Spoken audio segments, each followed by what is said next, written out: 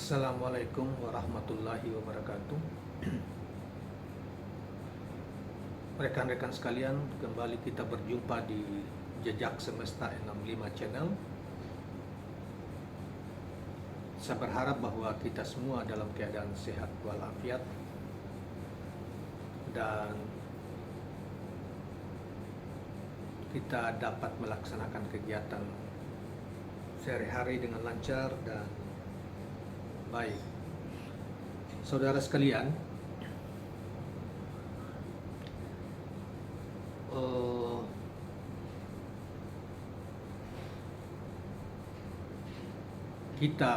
terutama kita bangsa Indonesia, tentunya hampir 100% dari penduduk kita memiliki keyakinan-keyakinan, baik itu dalam bentuk keyakinan agama formal, misalnya Islam, Kristen,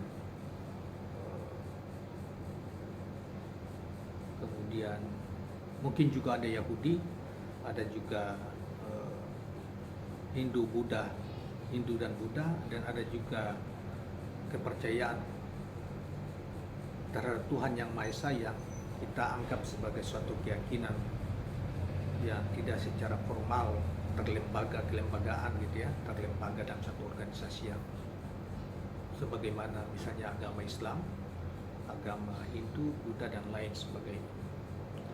Mungkin juga ada yang tidak percaya adanya kekuasaan yang lebih tinggi dari manusia yang kita sebut dengan Tuhan, atau dalam Islam, Arab, Tuhan, kemudian puncak dari sang penguasa tertinggi yang Allah SWT. Di dalam Kristen bermacam-macam pandangannya, yang ada yang mengatakannya Allah Bapa atau Allah, kemudian dalam perkembangan yang lain dikatakan Yesus sendiri, dan macam-macam lah. Yahudi ya Allah, kemudian di dalam Hindu misalnya kita kenal ada Sang Hyang Widi, yaitu sebagai pujaan tertinggi mereka dengan nama yang berbeda. Di dalam kepercayaan tradisional, suku-suku juga ada, bahkan di suku-suku yang paling kecil sekalipun selalu saja ada kepercayaan tentang Sang Maha atau Sang Pencipta itu. Di dunia ini, di mana-mana, di Indonesia yang lebih mudah kita di Indonesia, di bangsa-bangsa Amerika kuno yang seperti bangsa Aztec juga memiliki kepercayaan dengan implementasi pelaksanaan dan kepercayaan itu, keyakinan itu berbeda-beda. Di bangsa Indian di Amerika Serikat juga seperti itu, bahkan Maori di Australia, dan di kepulauan-kepulauan Pasifik Selatan misalnya, umumnya berpenduduk asli berkulit hitam seperti Papua, Maori di Australia dan lain sebagainya. Pasti setiap bangsa atau setiap suku atau setiap bisa memiliki kepercayaan terhadap yang lebih tinggi yang oleh kita bangsa modern sebut dengan Tuhan, dengan di Indonesia, Arab dengan Islam dengan Allah, ya, atau Rab, Tuhan dengan God, misalnya di Inggris misalnya bahasa Inggris God atau God ya, Tuhan, dan lain sebagainya. Tapi ada juga manusia modern, bahkan ada manusia yang hanya sekadar percaya, yang disebut agnostik. Mereka percaya adanya penguasa yang lebih tinggi dari dirinya, yang Sang Pencipta semesta alam, tetapi mereka tidak mau menjalankan aturan-aturan, kan mereka tidak percaya lembaga kenabian atau utusan-utusan Sang Tuhan. Tetapi ada juga yang ateis sama sekali, yang tidak percaya kepada Tuhan semesta yang mengatur tentang menentukan nasib setiap makhluk hidup termasuk manusia. Mereka tidak percaya adanya itu, bahkan mereka yakin bahwa atau percaya bahwa kehidupan ini termasuk kehidupan manusia dan semesta yang ada, dan seluruh makhluk yang ada itu. Pertama, dalam hal penciptaan dia terjadi dengan sendirinya. Yang kedua, ketika dia mati ya itu adalah proses alamiah saja. Jadi mereka melihat dari sisi ilmu pengetahuan, tetapi bukan ilmu pengetahuan juga, sebetulnya ketololan dan kebodohan dari orang-orang. Oleh karena itu mereka berbuat sesuai dengan teori mereka, berbuat sesukanya. Mereka tidak terikat. Mereka tidak percaya terhadap aturan-aturan yang dibawa oleh aturan suci yang dibawa oleh seorang nabi atau seorang rasul yang dianggap sebagai utusan Tuhan. Nah, itu ada di mana-mana, bahkan di Indonesia ini ada. Dan perilaku tentang manusia yang dilarang oleh Tuhan dan diperintahkan oleh Tuhan pun dipandang bahkan direspon secara berbeda-beda oleh berbagai kelompok masyarakat atau berbagai orang. Bahkan mereka kelompok masyarakat itu juga meyakini tentang Sang Pencipta. Nah, misalnya di kita di Indonesia adalah misalnya di hampir seluruh agama, karena itu bertentangan dengan dan perilaku kita sehari-hari dan keyakinan sehari-hari, ya tentunya tidak mayoritas perilakunya, misalnya perilaku LGBT atau perilaku perkawinan seksual antara laki-laki dengan laki-laki yang kita sebut dengan homo, perilaku homo, kemudian antara perempuan dengan perempuan yang disebut dengan lesbian. Nah, itu oleh agama, terutama agama Islam itu kan dianggap perilaku menyimpang dan terlarang benar di dalam agama Islam. Terkutuk, bahkan dikutuk perilaku seperti itu. Fakta bahwa banyak mereka yang mengaku juga mengaitkan keyakinan mereka terhadap agama ini, Islam, terlepas dari pengetahuan mereka terhadap agama itu. Apakah keyakinan mereka sekadar percaya saja, tetapi Islam hanya sebagai identitas legitimasi sosial saja, ataukah memang mereka menjalani dengan sungguh-sungguh dan mengetahui dengan sungguh-sungguh tentang ajaran ini, agama ini, kemudian berperilaku sebaliknya yang terlarang itu. Misalnya mereka suka sama suka, laki-laki dengan laki-laki yang homo, ataukah ini. Bagi pandangan banyak orang, bahkan mungkin juga para psikolog, perilaku seperti itu tidak bersifat alami, tidak natural, oleh karena itu dianggap menyimpang dan berbahaya dalam konteks tertentu, dalam pergaulan sosial maupun dalam konteks kesehatan, misalnya kesehatan jiwa maupun kesehatan fisik. Dan itu sudah para ahli kesehatan sudah banyak bicara tentang itu, karena dianggap menyimpang dan menimbulkan penyimpangan yang mereka lakukan itu menimbulkan masalah di dalam diri mereka sendiri maupun masalah di dalam konteks kehidupan sosial bermasyarakat. Nah, saudara sekalian, umumnya agama, ya, selain percaya dan ada sistem kepercayaan, ada sistem kepercayaan kepada Sang Pencipta yang tertinggi, yang dalam filsafat disebut dengan ultimate atau sesuatu yang tertinggi. Oleh agama kita menyebutnya Tuhan, yang kekuasaannya meliputi penciptaan semesta, kekuasaannya meliputi mematikan dan menghidupkan, kekuasaannya meliputi memiskinkan dan mengkayakan, kekuasaannya meliputi menolong, bahkan memiliki kemarahan atau murka terhadap makhluknya. Yang itu semua dalam sejarah perjalanan umat manusia, peradaban umat manusia, banyak peristiwa dihadapi oleh umat manusia atau semesta ini, termasuk kehadiran manusia, makhluk yang namanya manusia, yang dianggap sudah berjuta tahun yang lalu, yang mengalami proses dari sisi peradabannya, proses secara evolusi yang sehingga mencapai peradaban seperti sekarang ini, peradaban tingkat pengetahuan, kecerdasan, termasuk juga hasil karya manusia yang sebagaimana kita lihat hari-hari ini, saat ini, dan kita belum tahu apa yang terjadi di masa yang akan datang dari produksi akal, pikiran, karya manusia, kebudayaan manusia, sehingga orang dari orang yang tertentu yang begitu kagum terhadap karya atau produksi manusia dalam bentuk ilmu pengetahuan yang diproduksi oleh pengetahuan dan teknologi, menganggap bahwa agama sudah tidak lagi diperlukan karena inilah sebetulnya semua bisa diciptakan oleh manusia.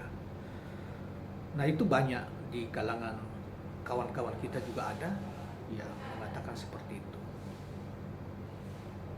Dan itu juga banyak juga dulu dikagumi karena proses Renaissance yang pada abad ke-17, 18, 19 itu ke-17 ya dimulai di Prancis, revolusi Prancis yang kemudian banyak diduga banyak dari situlah prosesnya yang kemudian menghasilkan peradaban, kemajuan ekonomi, teknologi dan lain sebagainya sehingga sekarang ini.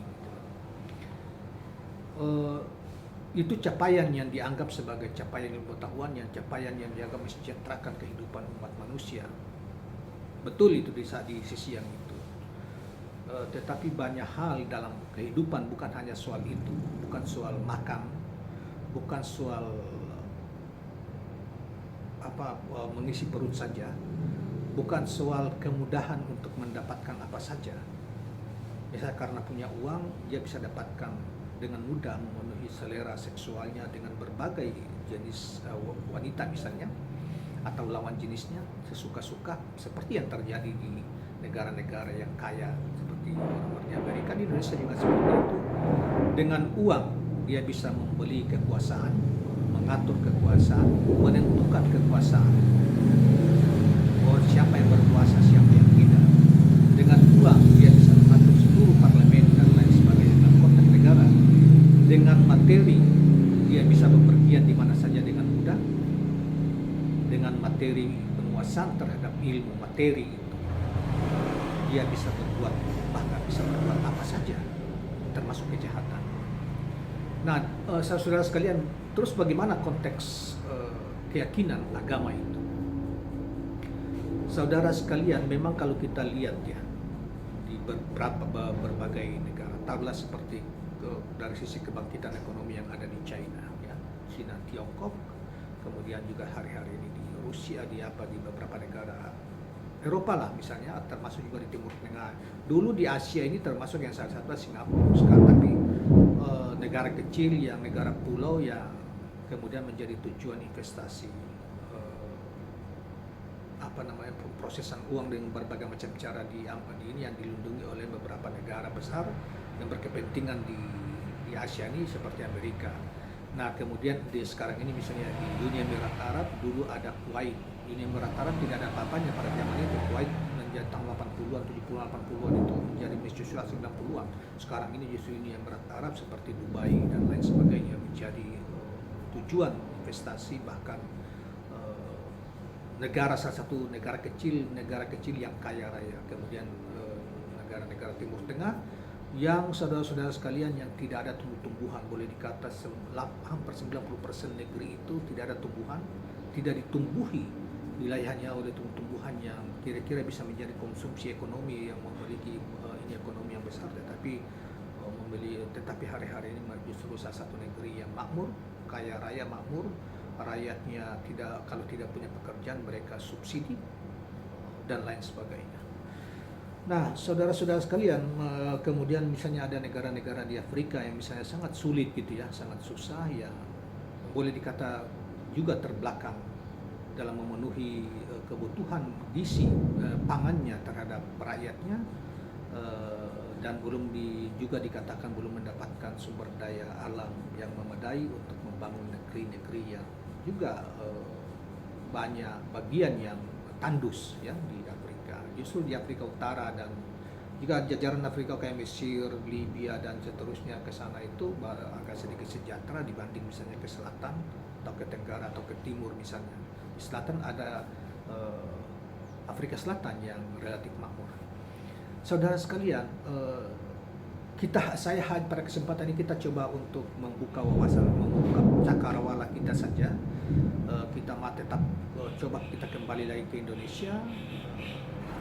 Jadi keyakinan apa yang kita percaya, apa yang kita anut, kepercayaan yang kita menjadi way of life ya, pandangan hidup kita. pandangan tentang hidup ya, di dunia maupun di akhirat. Ada juga pandangan hidup dunia saja dan ada juga kemudian kita hidup akhirat. Rata-rata agama, khususnya Islam, Yahudi dan Nasrani, terutama 3 agama besar di dunia ini,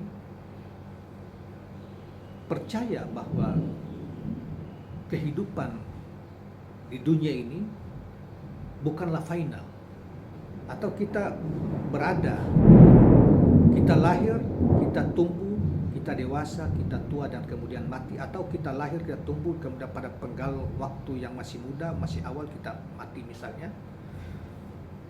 Percaya bahwa ada kehidupan selanjutnya, bukan hanya dunia ini, tapi ada kehidupan di akhirat, nanti di akhirat kelak.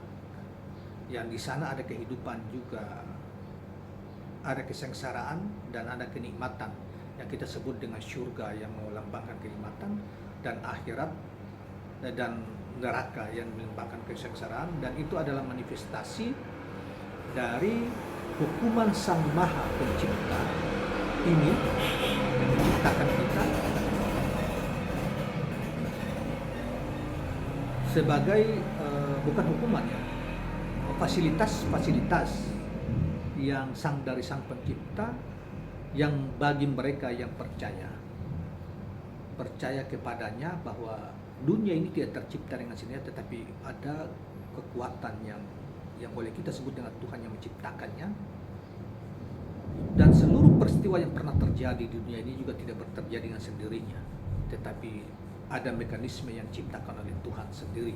Misalnya bencana, tenggelamnya kapal, tenggelamnya manusia, hancurnya manusia dan peradabannya karena banjir, karena longsor dan lain sebagainya, karena meletus gunung. Semuanya bagian dari rencana-rencana atau peristiwa-peristiwa yang dibuat oleh Tuhan sendiri, buat oleh Sang Maha Pencipta sendiri. Itu yang dipercaya oleh agama-agama. Kemudian kehidupan di sananya. Saudara sekalian, dari pandangan orang, jadi kehidupan di surga dan kehidupan di akhirat adalah kehidupan di neraka dan di surga itu adalah cerminan dari kegiatan-kegiatan makhluk manusia di dunia ketika dia hidup di dunia. Kalau dia berbuat banyak kebaikan, percaya kepada Tuhan, dan dari kepercayaan itu melahirkan tindakan-tindakan perbuatan sepanjang hidupnya, dia menyebarkan kasih sayang, persahabatan, solidaritas, empati, saling membantu kepada sesama, bahkan bukan hanya kepada manusia saja, membantu pada seluruh ciptaan, menyebarkan kedamaian, penghormatan kepada sesama, kepada seluruh ciptaan yang terwujud.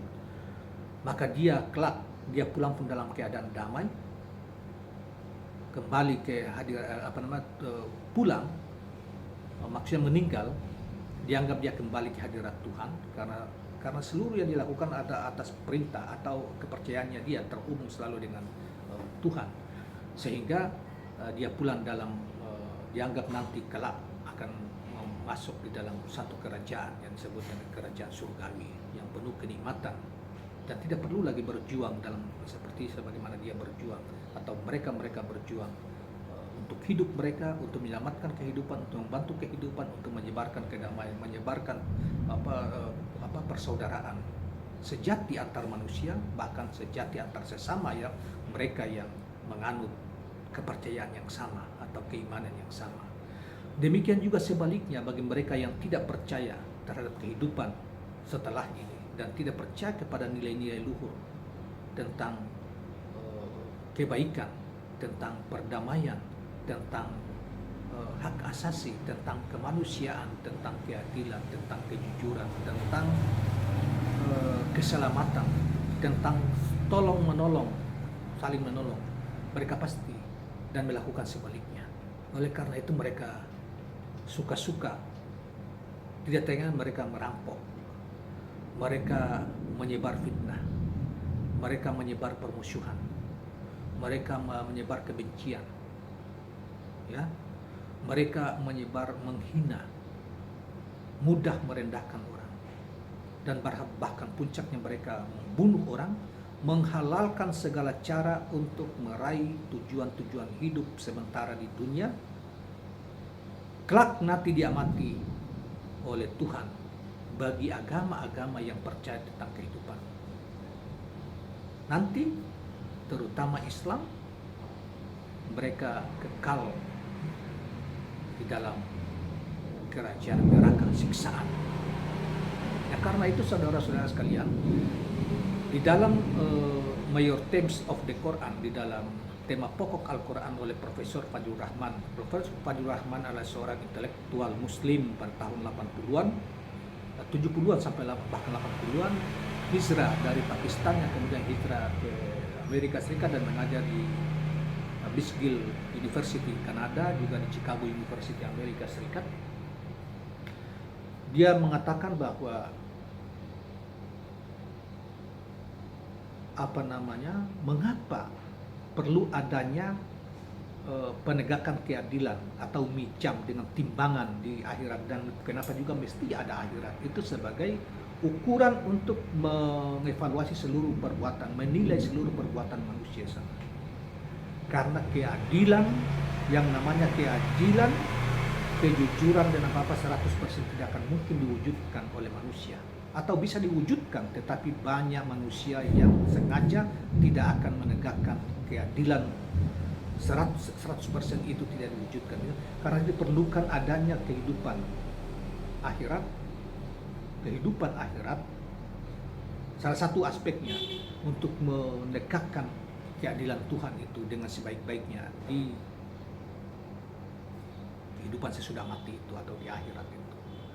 Nah, itu yang disebut dengan kehidupan eskatologi atau kehidupan di akhirat, yang menilai seluruh yang menilai seluruh seluruh penilaian terhadap seluruh kejahatan maupun kebaikan yang dibuat oleh manusia di semasa hidupnya, itu adalah Tuhan sendiri.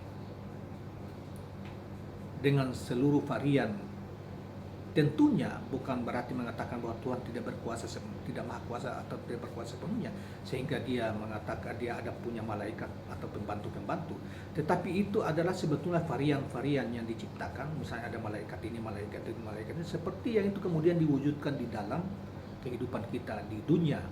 Misalnya seorang raja atau seorang penguasa atau seorang penguasa yang levelnya berbeda-beda sampai ke tingkat negara. Ada orang-orang yang sekelilingnya punya tugas ini untuk memperlancar seluruh, sementara seorang raja hanya memberikan perintah atau titah, yang lain melaksanakan ini, yang lain melaksanakan itu. Tapi pelaksanaan seluruh itu adalah pancaran dari pikiran, energi atau pikiran yang dikeluarkan oleh sang titah. Tentunya tidak persis sama, karena sang raja, maharaja di akhirat, sang Tuhan, berbeda dengan sang raja dalam konteks manusiawi. Nah, oleh karena itu kawan-kawan sekalian, dalam konteks yang seperti itu, maka pasti akan pandangan setiap orang berbeda. Mereka yang percaya dengan Tuhan dan utusannya, dengan seluruh ajaran, dokumen misalnya, buku-buku atau kitab-kitab yang mengandung ajaran-ajaran sang Tuhan, sang Maha Kuasa, tentang berbagai kehidupan, bagaimana kita menjalani kehidupan di dunia ini dan setelahnya, dan seterusnya, dan bagaimana seharusnya kita melakukannya, menegakkan ajaran-ajaran yang dibawa sang rasul atau sang nabi yang dianggap sebagai utusan. Misalnya di Islam adalah Nabi Agung Muhammad SAW, dan di Islam mempercayai ada begitu banyak nabi yang telah datang ke dunia ini sepanjang sejak dari manusia pertama Adam alaihissalam sampai kepada kita, atau nabi yang terakhir 1500 tahun yang lalu, Nabi Muhammad SAW. Nah, dalam rentang waktu yang mulai dari Adam kepada Nabi Muhammad itu diduga telah melahirkan ada sekitar 24.000 nabi. Ya, karena setiap umat, setiap kelompok pada zaman waktu-waktu sebelum kehadiran Nabi Muhammad itu hanya diutus kepada kelompok-kelompok atau kaum-kaum masing-masing. Yang mungkin juga di Cina juga ada, di Indonesia juga ada, di mana-mana juga ada. Dan yang kita ketahui secara persis, yang diceritakan secara umum walaupun tidak detail dalam Al-Quran maupun pekabaran dari sang Nabi sendiri, Nabi Muhammad SAW, yang dalam bentuk hadis itu adalah yang dikatakan ada 25 Nabi dan Rasul. Di yang lain-lain dan cerita-cerita yang lain banyak kita temukan dibandingkan misalnya ada juga cerita di Taurat maupun di kitab suci yang lain. Oleh karena kawan-kawan sekalian, di agama-agama ini yang paling banyak ditekankan adalah tentang bagaimana kita menjalani kehidupan ini dengan menekankan penghargaan tertinggi kepada makhluk ciptaan Tuhan, khususnya manusia. Oleh karena itu, baik di dalam Kristen maupun dalam Islam, dikatakan bahwa manusia adalah ciptaan sempurna, bahkan dianggap sebagai citra tajalli atau perwujudan atau tajalli atau citra. Dia mengandung citra Tuhan dalam model maupun dalam sifat-sifat. Oleh karena itu manusia, misalnya dalam Islam, kita disuruh senantiasa berzikir mengingat Tuhan dengan media nama-nama, menyebut nama-nama, salah satunya dengan menyebut nama-nama, misalnya ya Rahman, ya Rahim, yang Maha Pengasih dan Maha Penyayang, yang Maha Penolong, Fattah, yang Maha Memberi, Wahhab, yang Maha yang Maha Perkasa, ya, yang Maha Perkasa, Qahar misalnya, atau yang Maha Pengampun, Pemaaf, Ghafur, yaitu Maha Pemaaf atau Pengampun. Itu kita disuruh untuk menyerap, dan itu menjadi sifat-sifat kita juga sendiri dalam menjalani kehidupan, sehingga kita mudah menolong, mudah menyayangi, menyebarkan kedamaian, dan tidak menyombongkan diri. Oleh karena itu sifat tentang kesombongan diri, mengangkat, memandang enteng orang, menganggap rendah orang, itu sifat yang paling tidak disukai oleh Sang Maha Pencipta, yaitu Allah. Sehingga pernah dalam sebuah hadits qudsi dikatakan oleh Allah bahwa sifat kemuliaan, merasa lebih mulia, dan itu adalah pakaianku. Atau sombong, sifat sombong dan kemuliaan itu adalah pakaiannya Allah. Barang siapa menggunakan pakaian ini akan dihancurkan. Oleh karena itu di dalam Al-Quran juga disebutkan, bahkan orang yang salat sekalipun, tapi salat karena menyombongkan diri, bukan karena Allah, dengan tulus dan kerendahan hati yang mutlak terhadap Sang Pencipta, orang itu sesungguhnya tidak salat, tetapi malah diancam dengan neraka wail. Neraka, salah satu tingkatan neraka, satu nama yaitu neraka siksaan.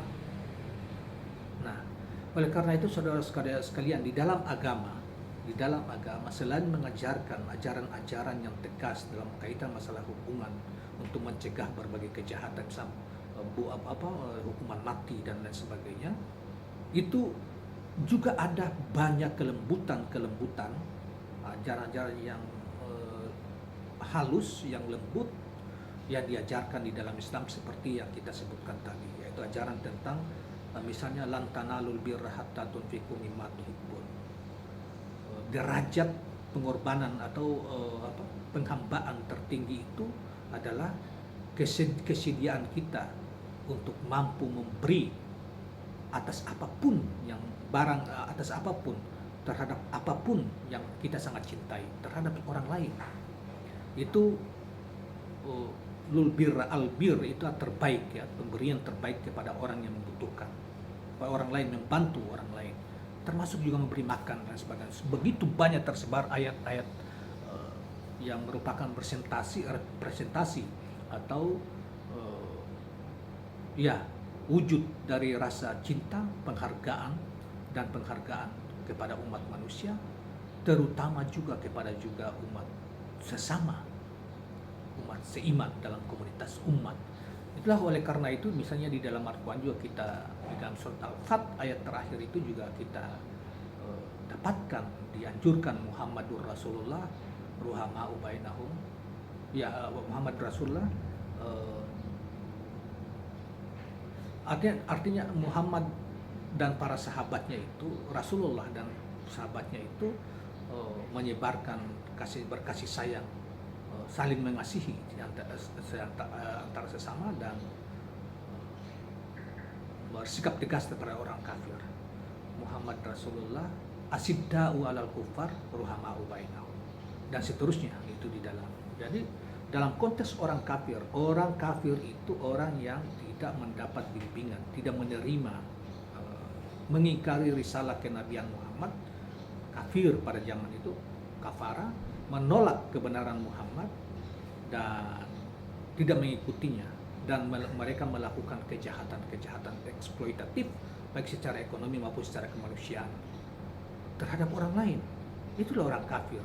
Demikian juga karena mohon maaf, karena ada ayat-ayat yang lain juga mengatakan bahwa mereka yang mengatakan Yesus atau Isa ibnu Maryam itu adalah Tuhan, maka sesungguhnya orang itu adalah kafir. Karena itu saudara sekalian, saudara-saudara kita yang tidak seiman, misalnya yang beragama Kristen atau yang lainnya, Anda tidak boleh tersinggung ketika kami mengatakan bahwa Anda kafir, karena memang itulah ajaran Islam seperti itu. Kafir bukan sesuatu yang kata yang nista, bukan. Kafir adalah sesuatu kata yang memisahkan, mendiferens atau membedakan antara keyakinan satu golongan atau kelompok dan kelompok yang lain. Demikian juga sama oleh saudara-saudara yang lain yang Kristen, yang dimana kita tidak mengamini atau tidak meyakini bahwa Yesus adalah Tuhan atau tiga di dalam Tuhan dalam keyakinan trilogi mereka mengatakan juga kita kafir. Demikian Yahudi dan lain sebagainya. Oleh karena itu kafir sebetulnya adalah suatu kata yang netral saja, karena hanya itu sebuah kata yang menegaskan bahwa mereka yang tidak percaya kepada Nabi dan Allah Tuhannya orang Islam atau teologi imannya orang Islam itu dianggap kafir. Demikian juga sebaliknya. Cuma kafir dalam konteks sekarang dengan konteks padanya itu berbeda, karena kafir pada zaman Yahudi ada mereka yang bukan Kristen, tetapi mereka juga mereka yang percaya kepada Allah tetapi menyembah melalui menyembah Tuhan melalui patung-patung yang mereka buat sendiri, yang kemudian juga secara ekonomi, politik juga menindas. Nah itu saja, itu soal-soal yang berkaitan dengan sosiologi. Baik, kita kembali ke soal tadi bahwa mereka yang percaya dan tidak. Saudara sekalian, ada satu bagi Anda yang tidak percaya dan merasa bahwa Anda bisa membeli dunia ini dengan harta dan sebagainya. Tetapi dalam struktur kehidupan tidak semata-mata itu. Bahwa ada faktor yang lebih besar yang berkuasa dari kita. Bukti tentang itu adalah misalnya adanya bencana dan kematian. Yang bencana itu sendiri kita tidak bisa beli dengan apapun ketika terjadi pada kita. Karena tabrakan di jalan tol atau apa itu juga bencana, itu tidak bisa beli dengan uang. Karena itu di luar pengetahuan juga kadang-kadang tentang nasib seseorang yang mengalami bencana di laut, tenggelam di mati tergantung, itu juga bencana. Termasuk juga kegelisahan jiwa yang kadang tidak bisa diobati oleh uang. Dan masih banyak dari contoh-contoh dalam kehidupan jika Anda mau merenung yang sesungguhnya itu merupakan tanda-tanda bahwa Anda harus percaya bahwa ada sesuatu yang lebih besar dari itu. Anda juga misalnya kalau seperti begini, saudara sekalian. Tetapi tanda yang paling besar adalah tanda tentang mati. Tanda juga yang terbesar bahwa Anda dari muda lahir kecil, kemudian besar, kemudian ganteng, kemudian cantik, dan kemudian jadi tua dan jelek, dan kemudian engkau mati. Bahkan di dalam rentang perjalanan itu pun ada Anda harus meninggalkan dunia ini dengan berbagai macam sebab. Yang sebab terjadi pada Anda yang kemudian Anda tewas atau Anda mati, itu Anda tidak bisa menggaransi dengan uang, menggaransi dengan kekuasaan, dan menukar dengan apapun tidak bisa.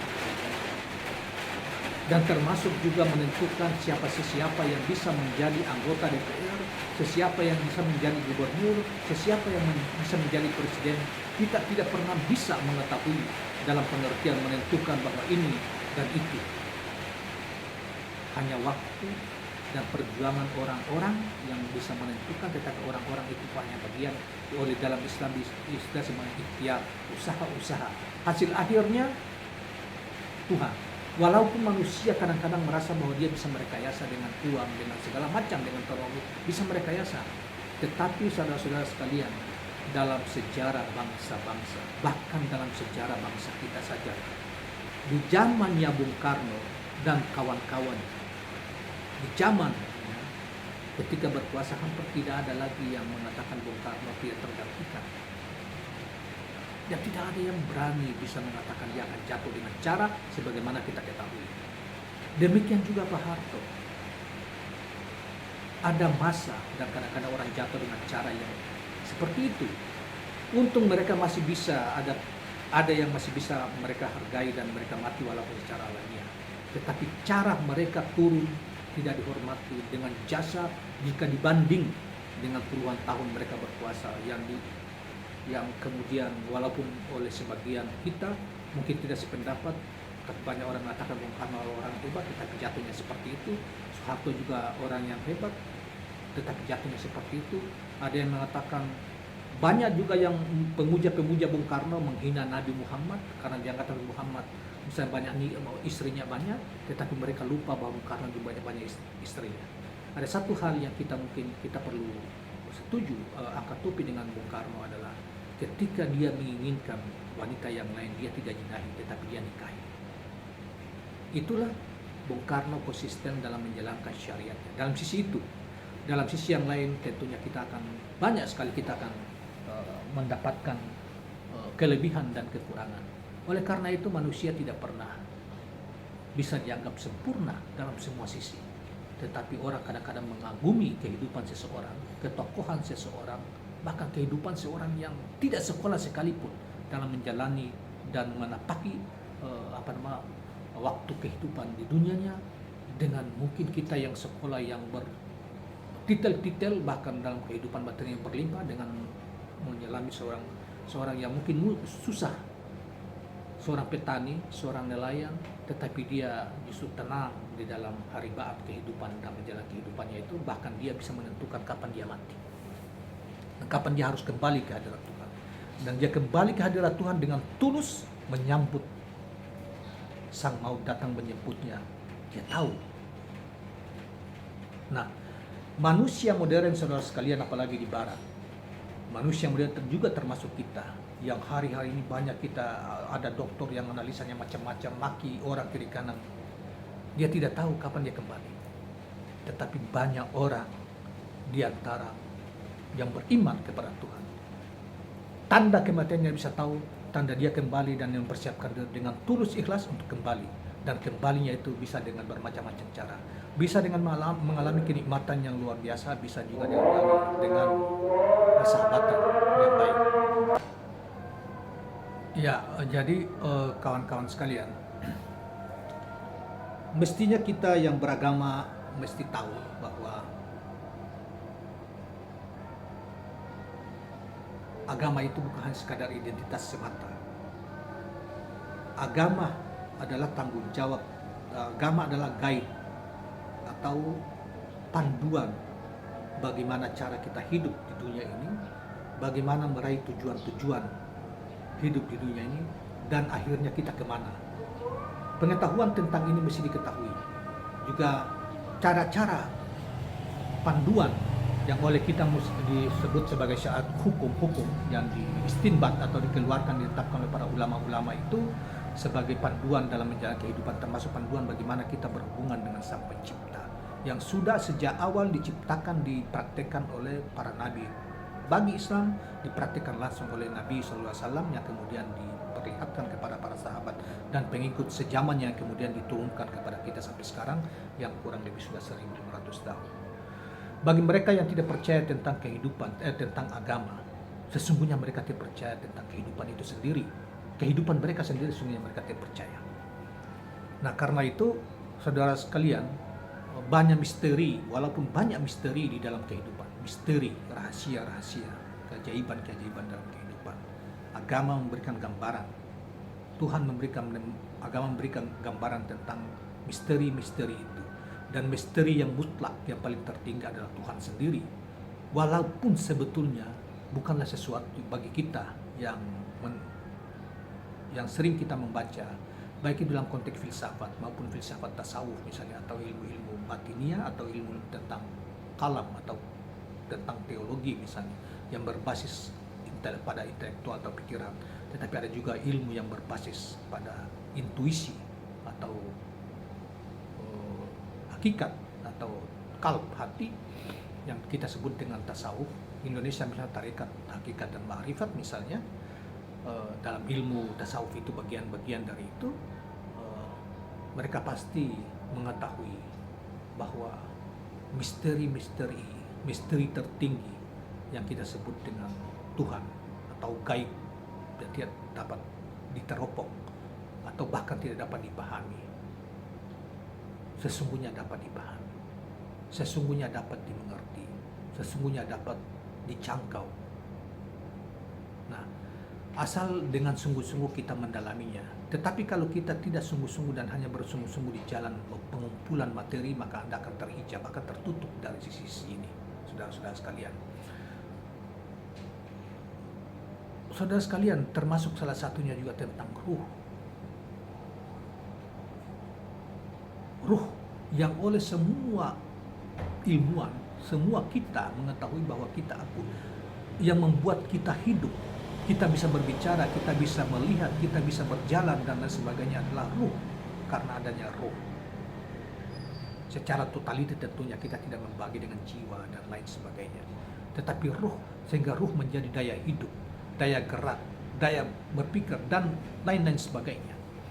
Tetapi ketika orang mati, semua tidak berfungsi. Yang mati adalah proses berpisahnya sang ruh, sang nafas. Ketika yang bertajali dalam ruh diketahui karena ada nafasnya. Oleh karena itu hayat adalah hidup secara total. Kemudian ruh yang menghidupi, yang menjadi sumber kehidupan. Dari ruh ini mengeluarkan, dia mewujudkan diri, menampakkan diri dalam bentuk nafas.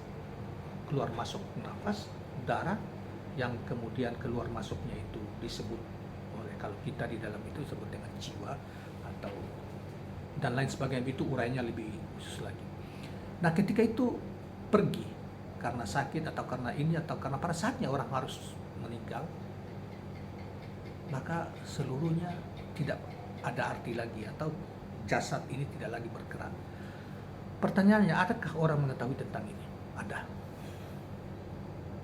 Mengetahui dalam pengertian bukan hanya dalam bentuk pikiran, tetapi bahkan bisa dalam bentuk berdialog. Anda tidak percaya memang karena Anda tidak mengalaminya. Anda tidak belajar di situ. Oleh karena itu, di dalam tradisi, di dalam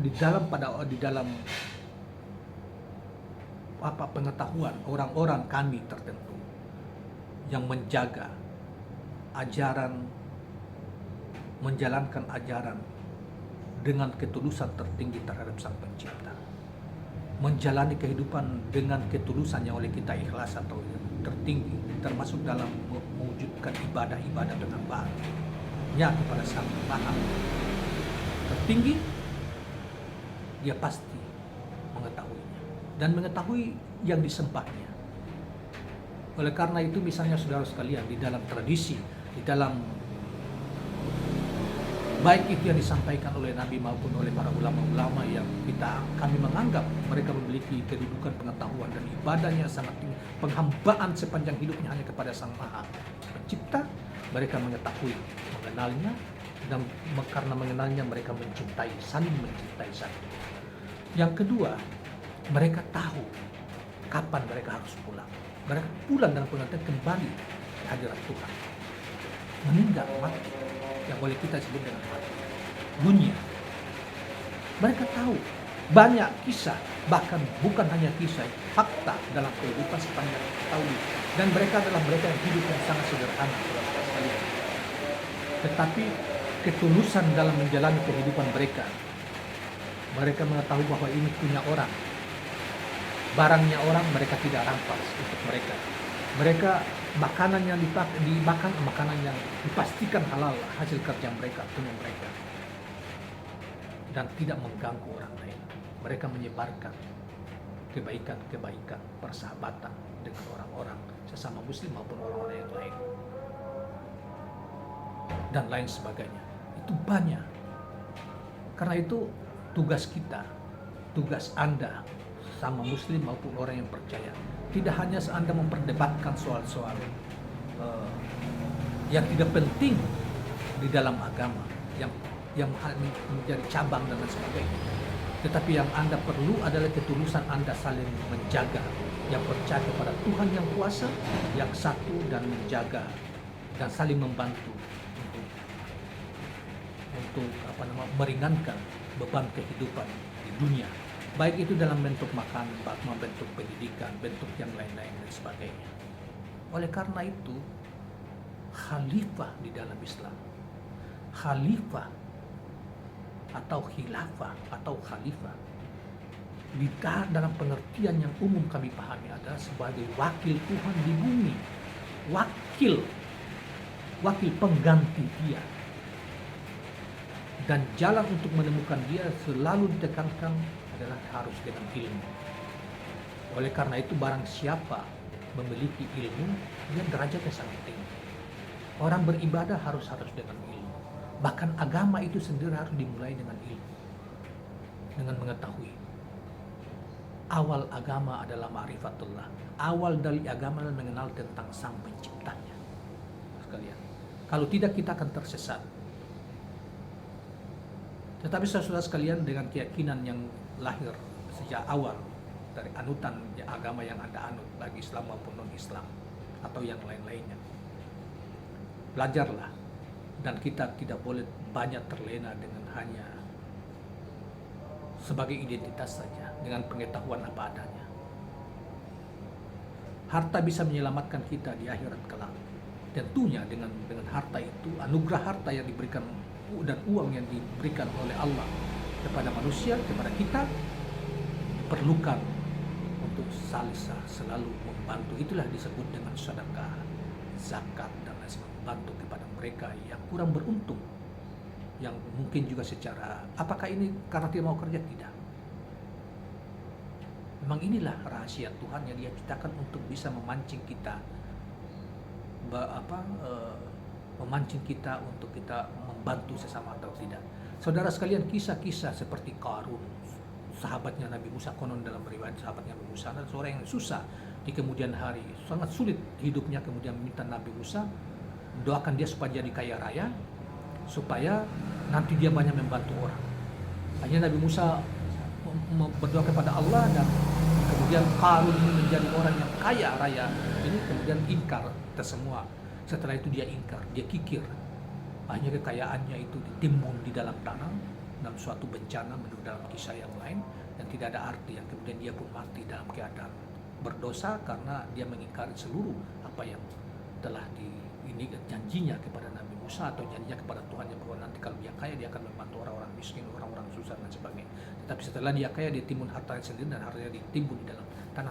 Yang oleh karena itu kemudian kita kenal dengan harta karun, atau padahal ini ada dalam sejarah. Demikian juga tentang kekuasaan. Lambang Fir'aun adalah kekuasaan yang suka-suka, kekuasaan zalim dan sebagainya, yang kemudian mati dengan nista. Demikian juga masih banyak kisah yang lain di dalam perjalanan sejarah peradaban umat manusia, bahkan yang kemudian dimuat dalam kitab-kitab suci. Bahkan jangan terlalu jauh dalam kehidupan kita sehari-hari yang kita bisa melihat itu. Oleh karena itu, saudara sekalian,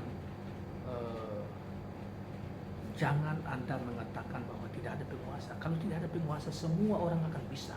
Kalau ini mengatakan bahwa ini manusia yang menentukan semua orang tidak akan mau terlantar atau tidak susah. Semua ingin pengen kaya. Tapi faktanya begitu banyak orang bekerja siang malam tapi juga tidak kaya. Tapi faktanya juga begitu banyak dengan ilmu orang bekerja apa atau tiba-tiba masih kekayaan yang luar biasa. Satu. Yang kedua, fakta yang mestinya orang kita ini pikirkan tentang kematian. Tentang mati. Orang tidak hidup selamanya. Kalau ilmu pengetahuan itu menjadi guide dan menentukan dalam kehidupan, tentunya orang tidak akan pernah mati. Adakah ilmu pengetahuan mencegah kematian dari pada makhluk hidup? Jangankan pada manusia, pada makhluk hidup yang lain tidak bisa. Satu. Yang kedua, adakah